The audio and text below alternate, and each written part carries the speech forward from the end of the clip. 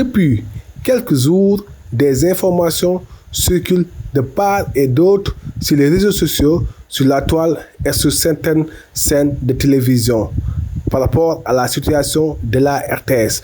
Aujourd'hui, à la RTS, des syndicalistes sont montés au credo à l'image de Mamou Sagna et de Thierno Dramé pour dénoncer cela. La RTS est quand même une institution qui est extrêmement importante au niveau du dispositif étatique du Sénégal.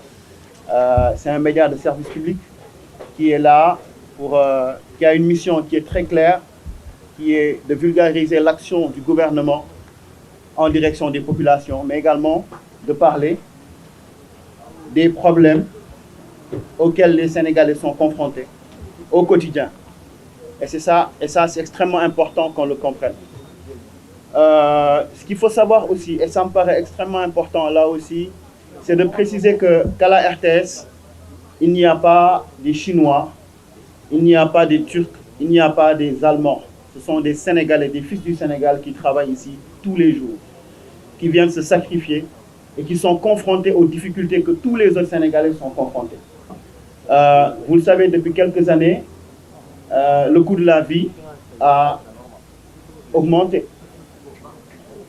Les difficultés du loyer, l'augmentation des prix des denrées de première nécessité, de l'électricité et tout ce dont nous avons besoin, les charges fixes pour les pères de famille, les mères de famille, les chômeurs, tous ceux qui ont un revenu ou pas. Donc c'est devenu extrêmement difficile. Et depuis 2013, 11 ans aujourd'hui, les salaires des agents de la RTS n'ont pas augmenté, n'ont pas connu de hausse depuis 2013. Ce qui veut dire que ceux qui ont été recrutés par exemple en 2014 n'ont pas connu ce qu'on peut appeler une hausse de salaire. Puisqu'ils sont arrivés, ils ont trouvé la convention qui était en cours en 2013.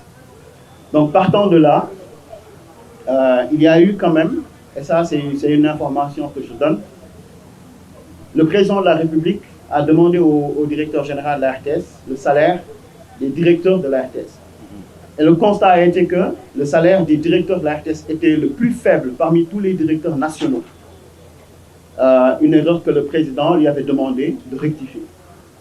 Alors le directeur général a dit au président, je ne peux pas augmenter les salaires de mes directeurs et laisser les agents en rade. Ce qui a été donc la porte ouverte aux négociations, à la révision de l'accord d'entreprise en cours.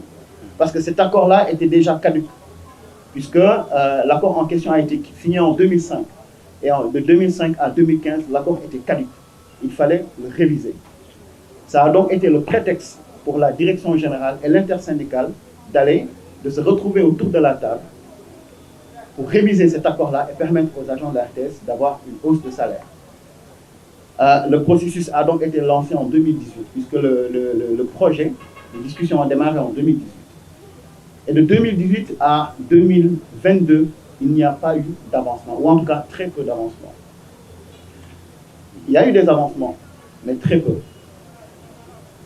Au fil du temps, je ne reviendrai pas sur les péripéties sur lesquelles Ousmane s'est appesanti tout à l'heure, mais la direction générale et l'intersyndicale ont quand même pu trouver des accords, ou un accord, si on peut le dire comme ça, sur les aspects financiers. Et tout le monde sait qu'en termes de négociation, ce sont ces aspects-là qui sont les plus compliqués.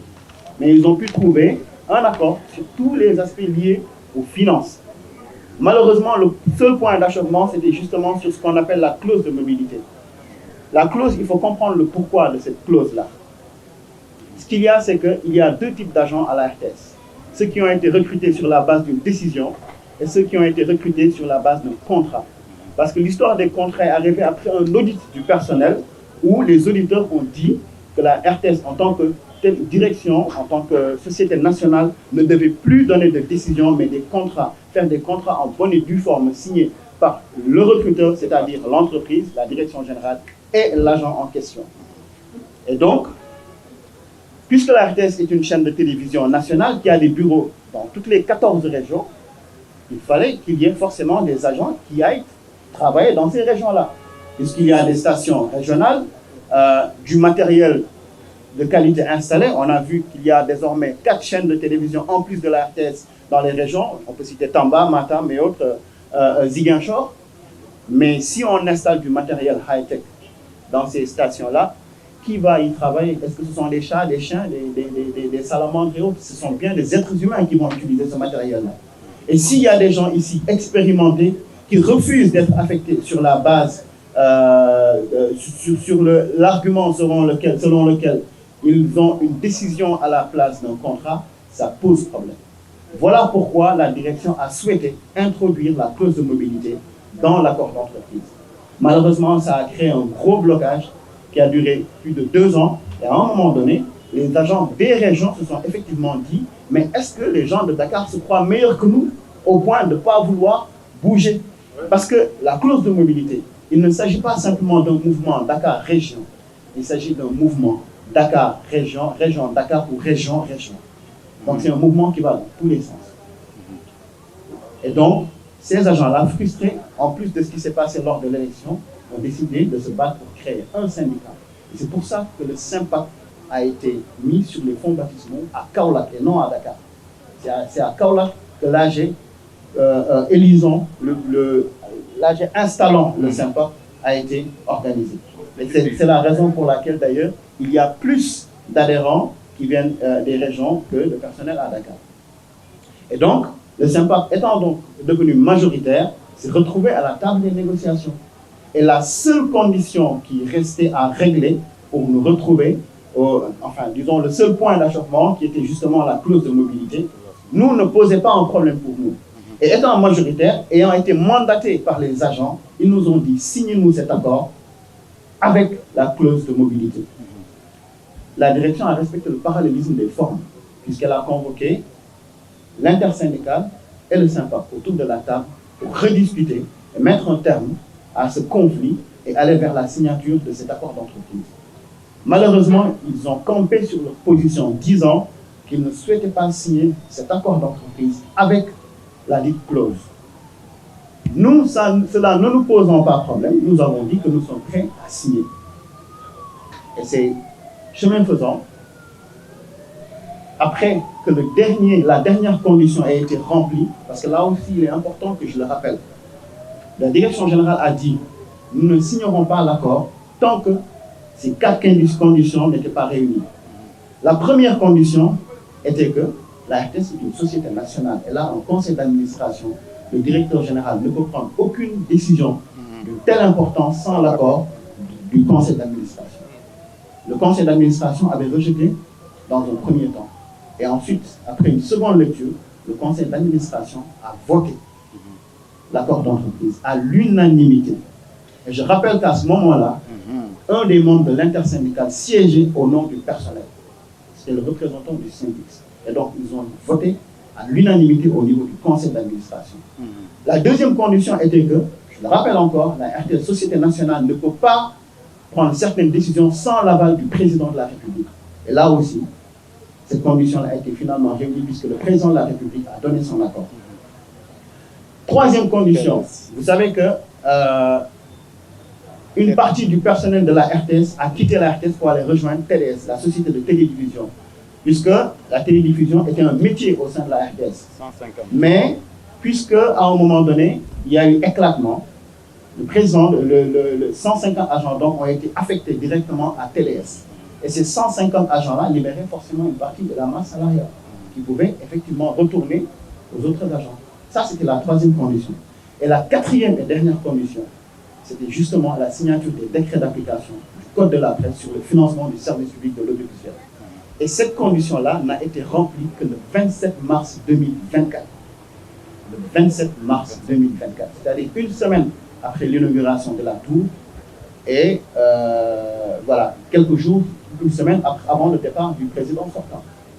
Et ces décrets d'application-là ne se limitent pas qu'à la RTS, puisqu'ils concernent ils concernent plutôt le service public de l'audiovisuel, le Soleil, l'APS et la presse en général. Puisqu'avec un financement désormais conséquent, une partie de la publicité va retourner aux autres télévisions. Et en plus, c'est dans le code de la presse. Ce n'est pas quelque chose qu'on a extirpé comme ça, sans fondement pour le signer. C'est dans le code de la presse qui nous régit nous tous. Et donc, cette condition-là étant réunie, plus rien ne s'opposait à ce que l'accord soit signé entre le syndicat majoritaire et la direction générale, ce qui a été fait le 29 mars 2024. Malheureusement, certains soit n'ont pas compris ou ont fait preuve de mauvaise foi en publiant sur les réseaux sociaux que le directeur général de la RTS accordait des augmentations à certains membres du personnel, citant les directeurs, les chefs de département, alors qu'on n'a jamais vu dans le monde un accord d'entreprise qui prend en charge une partie des salariés, laissant en rade les autres. Ça n'existe pas. L'accord concerne tous les agents, du jardinier au directeur, en passant par les techniciens, le personnel administratif et tous les agents qui, tous les matins, viennent travailler pour la RTS. Tout le monde est concerné. Donc, je pense qu'il faut le comprendre comme ça. Et c'est important que les Sénégalais le comprennent comme ça. Et je reviens pour terminer à ce que je disais tout à l'heure. En 2022, le président de la République, après la guerre contre le Covid, les difficultés liées aux denrées, la guerre en Ukraine, a accordé des augmentations aux fonctionnaires de l'État. Tout le monde est au courant. Il a négocié avec le secteur privé qui a accepté d'augmenter les salaires pour les agents du privé. Tout le monde a vu. Ils ont eu des augmentations sur les primes de transport, sur les primes de logement et même sur le salaire de base.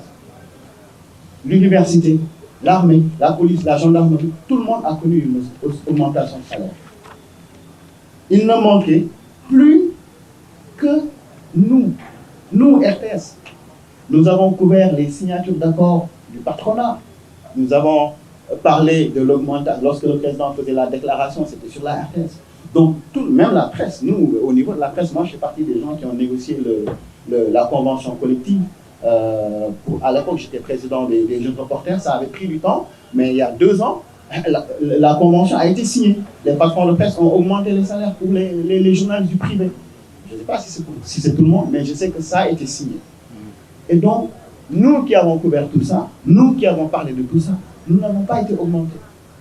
Parce que justement, il y avait cet accord-là qui était en cours de négociation, mais qui tardait à être réglé. Et c'est justement le 29 mars que cette affaire-là a été réglée.